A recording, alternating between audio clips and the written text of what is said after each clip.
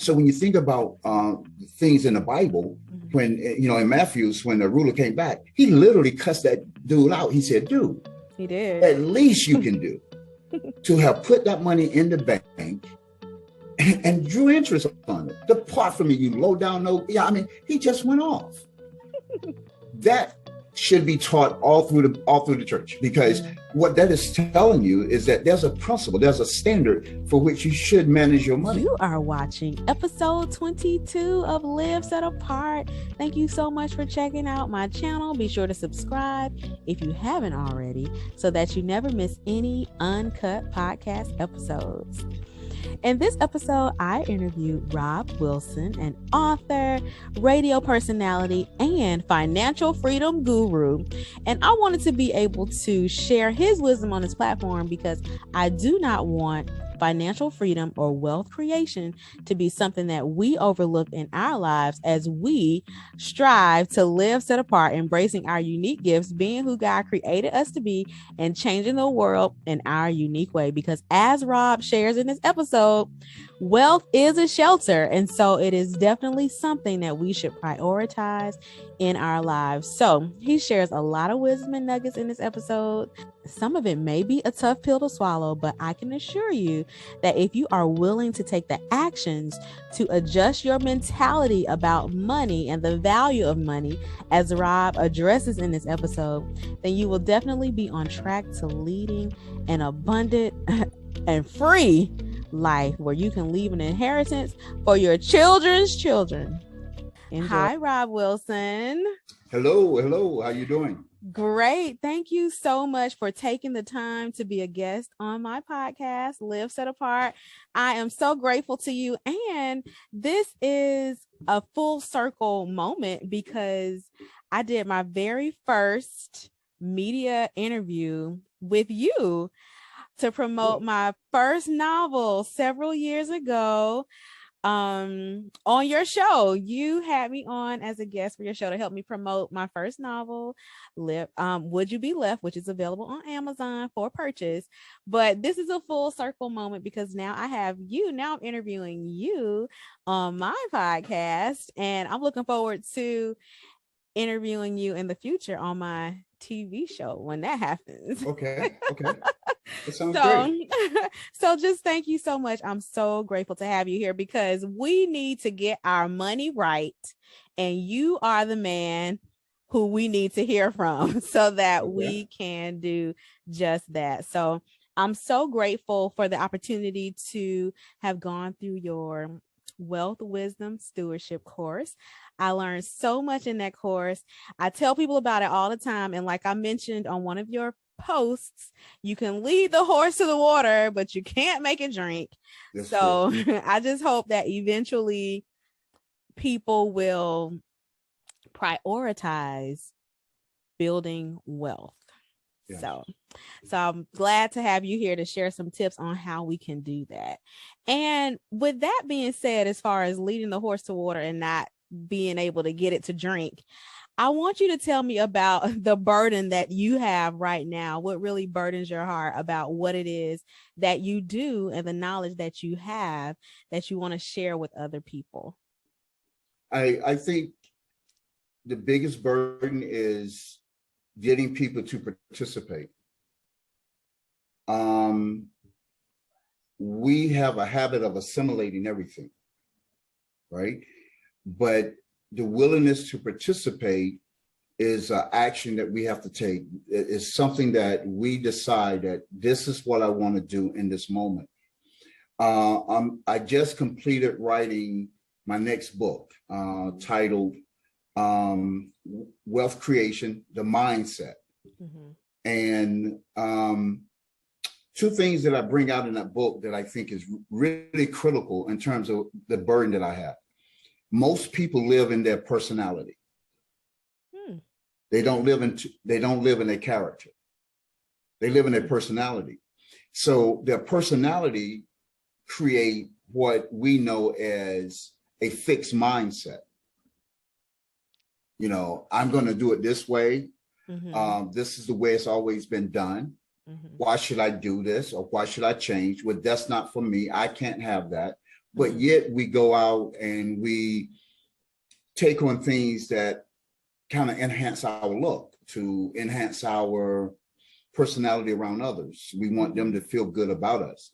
But then there's this other element, which is the character element, and it's called character ethics. You know, what is your integrity like? What is your value system? What is your purpose?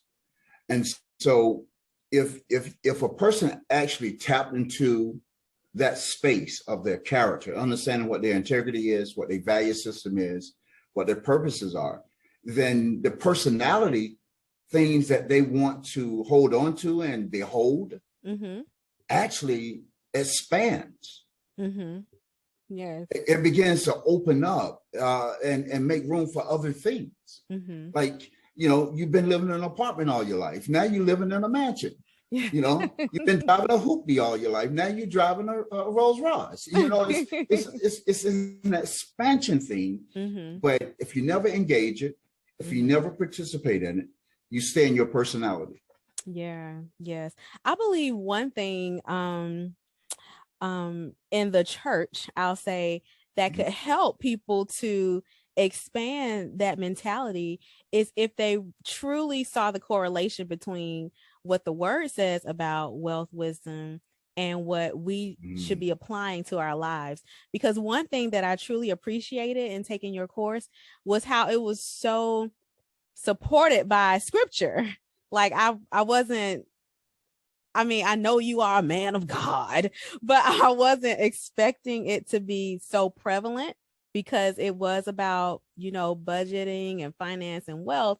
But there's so much in the word about it that people aren't being taught and that people aren't applying to their lives. So how do you see what it is that's actually what the word says about our wealth that people could apply to their lives so that they can also expand their mentality as well?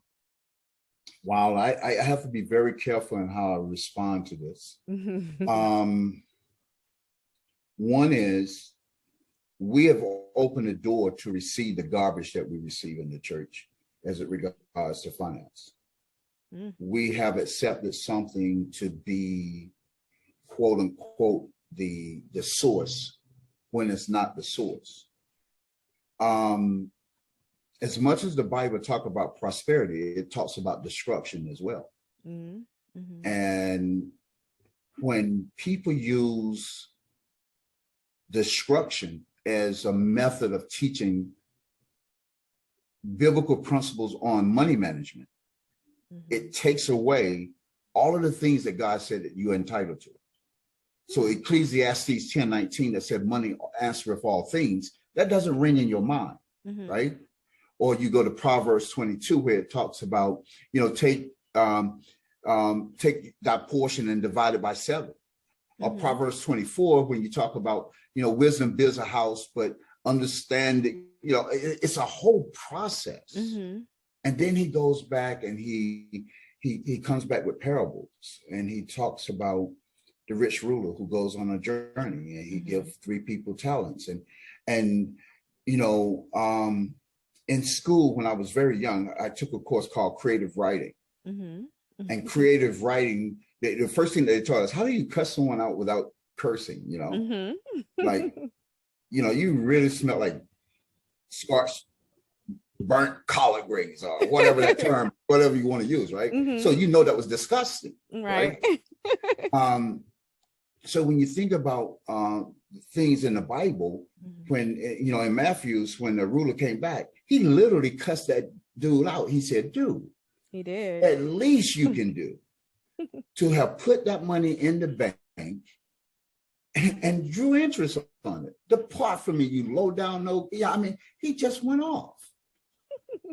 That should be taught all through the church, because what that is telling you is that there's a principle, there's a standard for which you should manage your money, and to do so, you just have to receive it. So what's the challenge? I think we have to use more scriptures. There's 2,300 scriptures in the Bible that talks about prosperity. There's out of those 2,300, about 80 of them talks about wealth, I mean, specifically. And then there's another 700 or so that talks about wisdom.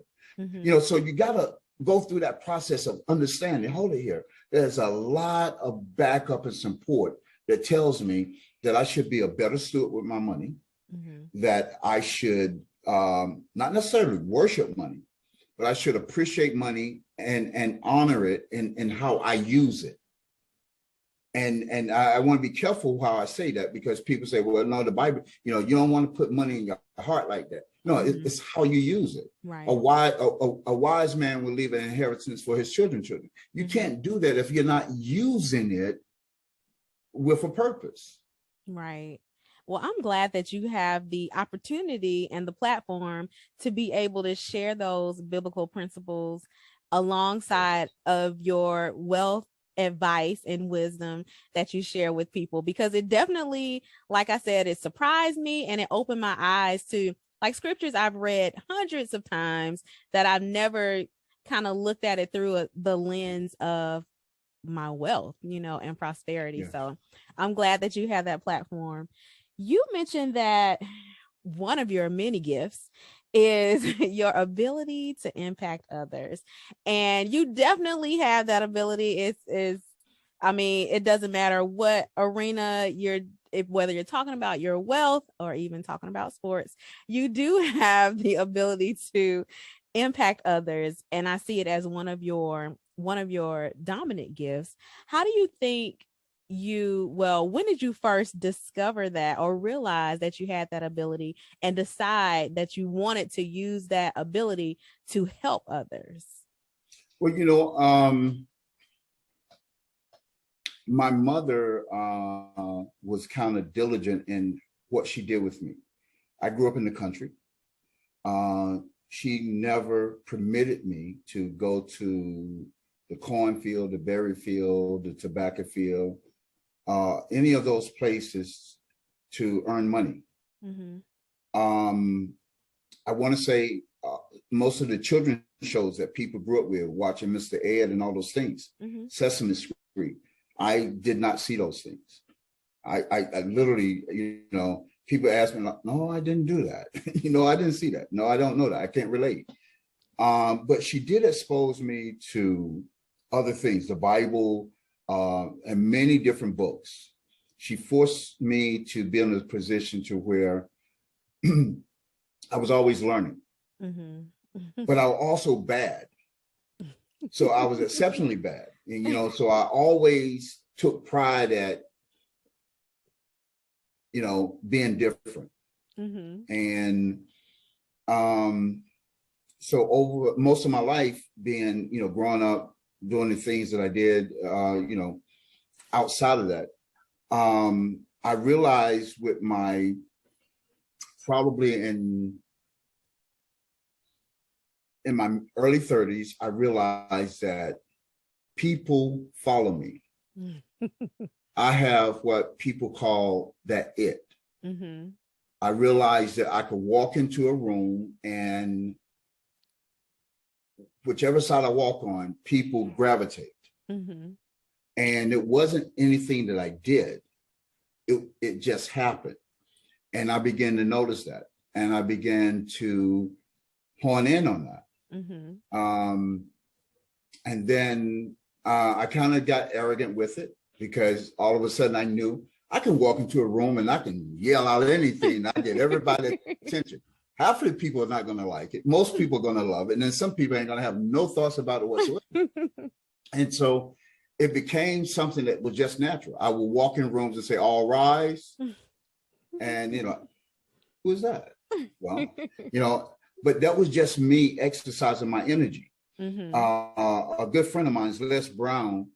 He talks about how energy, sometimes you can walk into a room and people sap your energy out of you, and you can feel it when it leaves. You know, I've always, and I think because of him, you know, and many times that we was off somewhere speaking together, he will always like energize you before we went out to speak. Let's get it, man. Let's get it. How you feeling? Are you drawing somebody in? You know, and I don't know how many times you listen to Les Brown, but he has this thing where he talk about that it, you know, If you want something so bad enough, you're willing to go out and fight for it, work day and night for it, give up your time, your peace, and your sleep for it. And all that you dream and scheme is about it, and life is useless and worthless without it. And you're willing to sweat for it and fret for it and lose all the terror of the opposition for it. What is your it? And I got that it.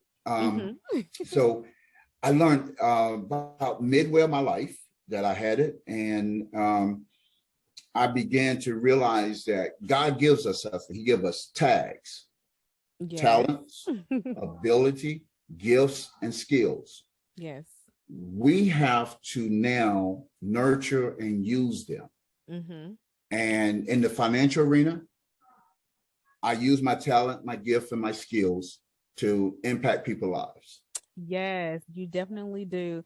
And is directly related to your purpose. The reason why God placed you here in this earth and on this podcast, I always encourage listeners to just be confident in the gifts that God has given them, to embrace their unique purpose, their unique gifts, and change the world in their unique way. And you are definitely doing that. And I feel that people are the most successful in life when they are confident in their purpose, they know what it is, and they operate in that lane. And that is what you're doing. So please share with me in a sentence or two what your purpose is, what you have discovered over time your purpose is. Wow. That I can't do that in a small sentence.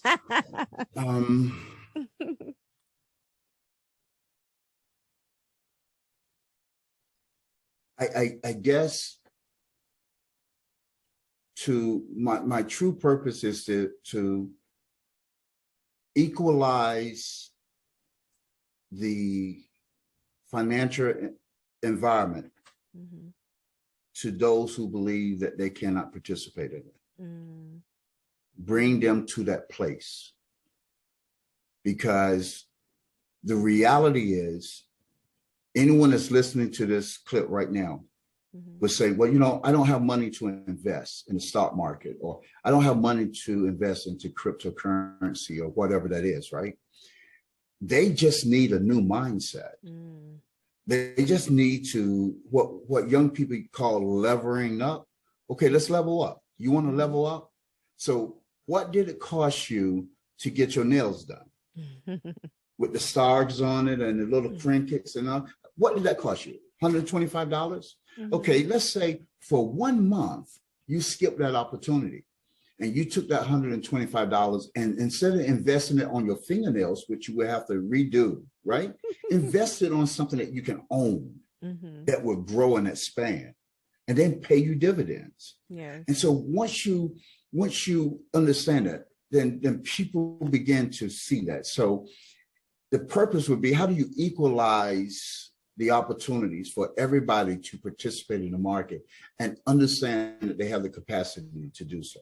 Yes. And I love that your course and your books, you know, they both make it plain for people, the average person like me, to learn how, you know, building wealth is something that it is attainable for me. I remember taking. Let's do something. Let me stop you. Because you said building wealth. Yes. I don't want you to use building wealth. I want you to use creating wealth. Creating wealth. Yes. Creating wealth. Because see, the moment that you invest, you create a cycle that money comes to you.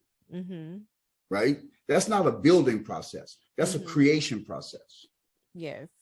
And then once it starts coming to you, you build on top of it. Yes. See, a lot of people try to jumpstart and they use, I mean, words are important. They are. You're right. And because also in just the process of creating wealth, I remember taking Ramsey. I remember taking a course, and I remember just walking away feeling so hopeless. Like, I have nothing, you know, how can I apply these principles that he's sharing, you know, in this curriculum? But I did not feel that way in taking your course, because as you corrected me, you teach us how to create wealth, how to create wealth. And so I think people need to remember not to despise the days of small beginnings, and to remember if they do make those small sacrifices, like you just mentioned, like the $125 nails, and actually invest in something where they can start creating wealth for themselves. That is very, very powerful. And it can help the average person, can buy like some of the stocks that we've been reading about and learning about in our investment club. You just traveled abroad, didn't you? I did. Now that was an investment for you to fulfill your personality. Yes. Right? Yes, definitely. So when will you take the opportunity now to duplicate that, but now you're doing it in the stock arena? Mm-hmm. Mm-hmm. Same purposes. Yes. Right? Because that money that you spent when you went abroad is gone. It is. The food was good. The memories are good. Yes. The flavor was good. The flight might have been kind of bumpy, but everything else, it was just great, right? Yes. But when you own that stock, it's life-changing. Yes. It is. It is. So I've noticed as I've been talking to people over the last several months that there have been moments in their lives when they realized, this is my purpose and I have to operate in this. I've discovered this is why God has me here. And you have a very interesting story that you share quite often about your journey to discovering your purpose. And I'd like you to share it here on this platform. Well, there's many parts of my story.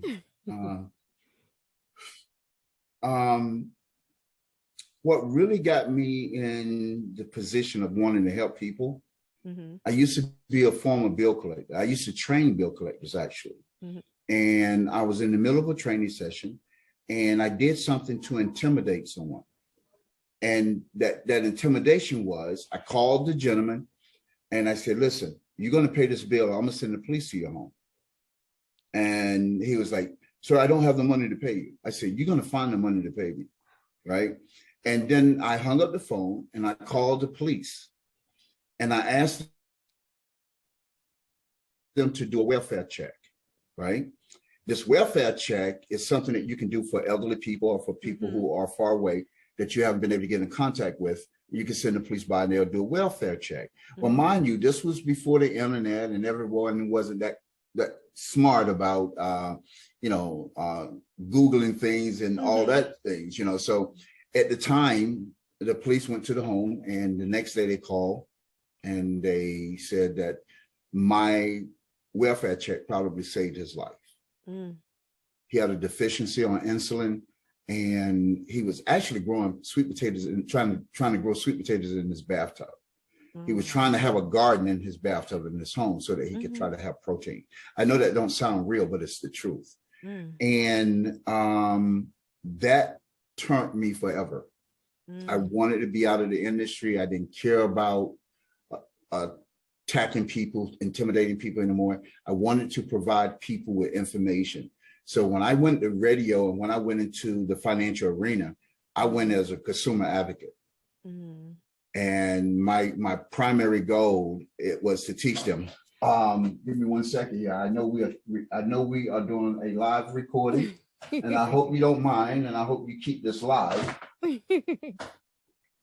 This book here, this was one of my first books, Unlocking Wealth, right? Yeah. In this book, I had letters. All of these letters was designed to defeat bill collectors. And this book is not in the market anymore because I taken it off the market. But I was basically teaching people how to go against bill collectors and collection agencies and all those people that wanted to take money from you. I even stopped lawsuits and judgments and reverse garnishments. It was like everything that I knew I taught to consumers. Wow. The complete opposite of what you started out doing. Exactly. And this is where God led me. He put me on radio for 15 years. I did radio in probably 18 cities. became ambassador of the state of Georgia for doing my work. I mean, it's so, God has opened many doors. Yeah, he really has. He really has. And he's still opening doors. Yes. He's still opening doors for you. You shared that wealth is a shelter. And I'd like you to talk a little bit about that. And especially as if you're speak about this statement, wealth is a shelter, as if you're speaking to someone who has no experience in creating wealth and may feel like they have no ability to do so. And so they may be discouraged when they hear that wealth is a shelter. Well, Ecclesiastes 7:12 says, wisdom is a shelter, as money is a shelter, and the knowledge of this is he who has wisdom is preserved by it. The correlation of the Bible, wisdom and money being a shelter, and the knowledge of this, he who has it is preserved by it. You will be, your life, your family's life is preserved by money, by the shelter. But in order for money to have a true impact in your life and become a true shelter for you, you need to have wisdom. Wisdom will guide you in the process of what type of home you buy, how you spend your money, what you spend your money on, and the things that you do with your money. So it's important for you to understand that when you think about a shelter, something that is there to protect you, that's something that is a vanguard for you. And then it's something that you can use to create more of it. It's like little army men, you can see the dollars out and they come back and bring you more dollars. It's once you see it like that and you understand it, wealth is being created. Yes.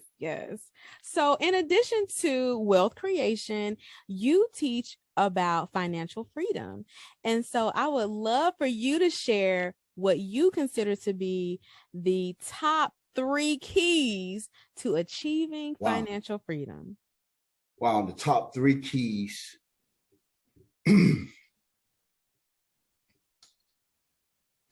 Well, I just just give you the top 3 of my next book. Okay. My next 3 books. The first would be mindset. How do you convert your mindset to understanding how to appreciate money? The second would be influencer. That's my next book I'm gonna write. And that book is an influencer is who has influenced you in how you see money. Who are you living after financially? Is it your mom? Is it the habits of your mother, your father, your grandfather, some of your friends, the Joneses, or social media? What is it, or who is it that is influenced that are influencing you to use your money in the way that you do? So I'm guessing in that book you also share who or what should truly be influencing us. I am going to give you the influencers, yes.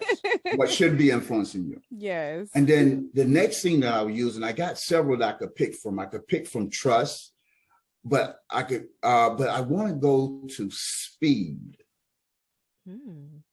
And the reason why I want to use speed is because most of you think that it's not possible.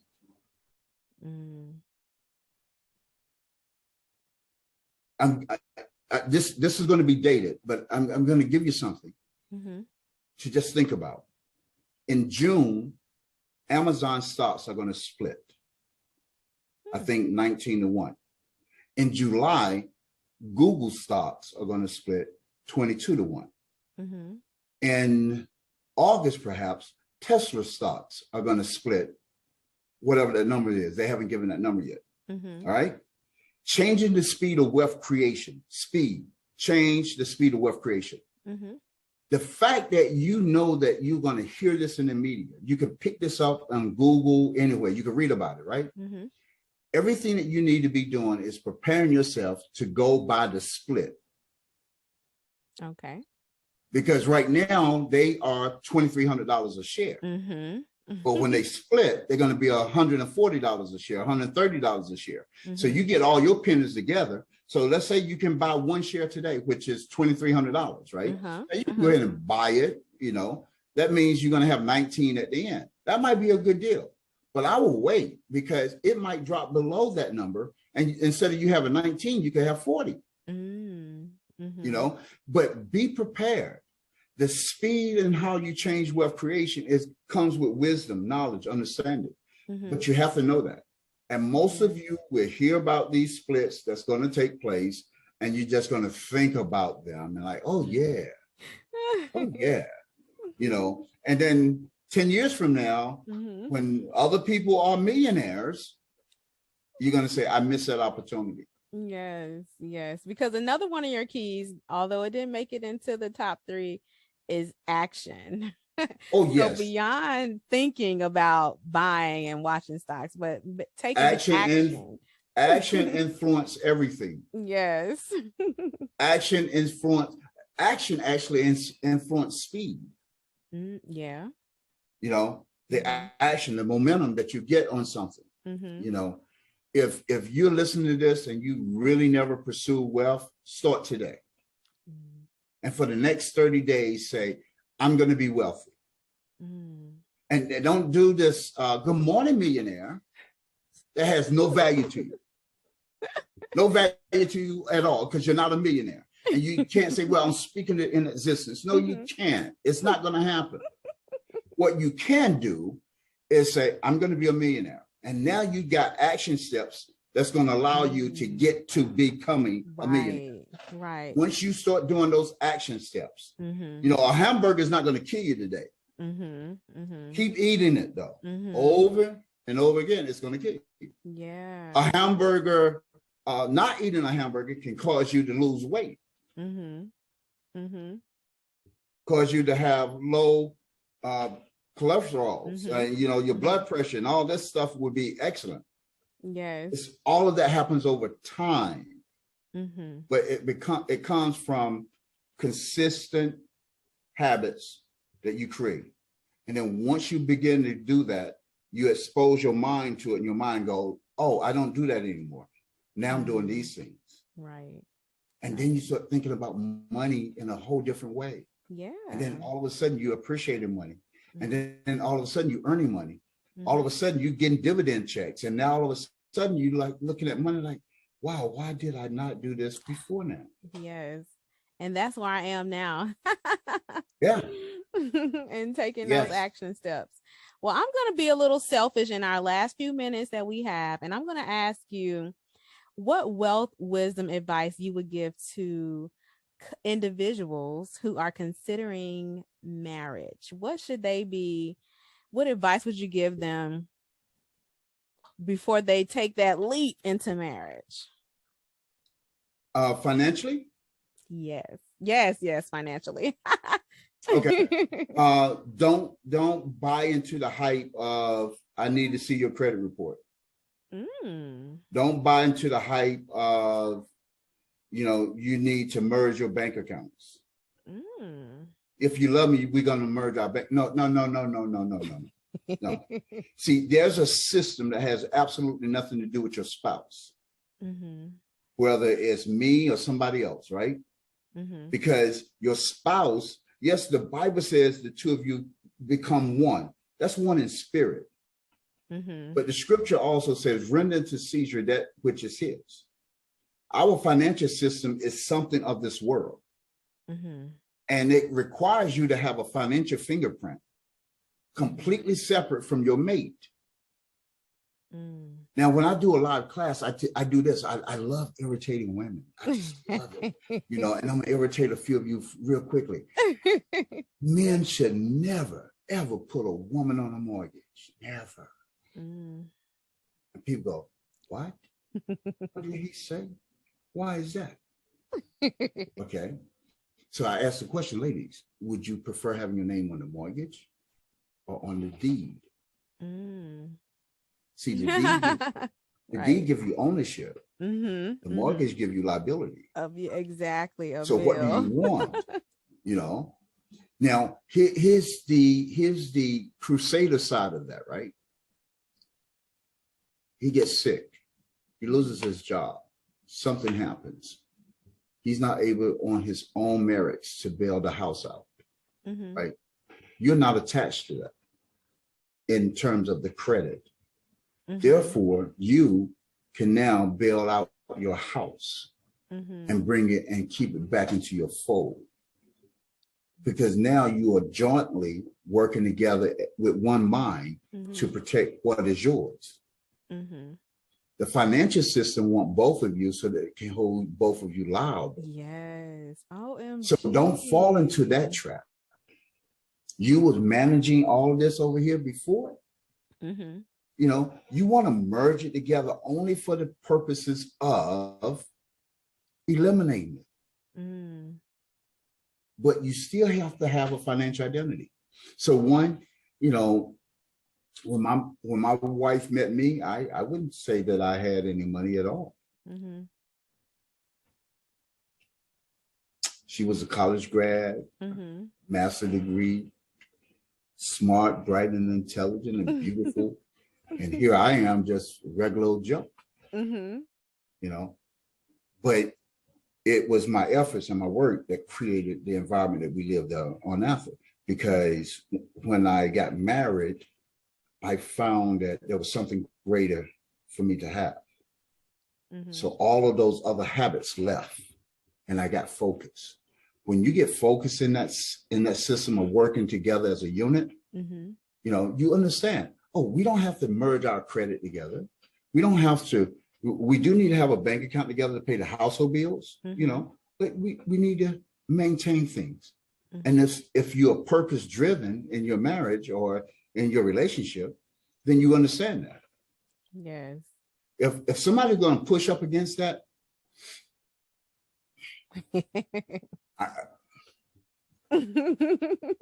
and every pastor in America is going to get angry with me for saying this, but most of them say that, you know, money is the number one cause of divorce. Yeah. It's not. It's arguments. Disagreements. Yeah. If you disagree about how the dog get fed, it can, you know, seriously. Yeah.